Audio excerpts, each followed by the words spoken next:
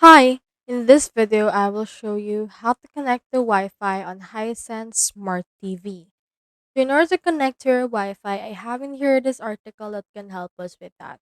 First things first, make sure to turn on your Hisense Smart TV, and then onto your home screen you should be able to find the settings. So it's actually detailed onto this particular article. Head over to the settings from your home screen and then open the network and internet option.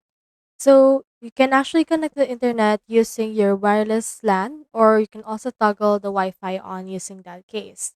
Now, on the list of available devices, choose the Wi-Fi network that you want to connect to, enter the password, and it should be able to be connected to the Wi-Fi.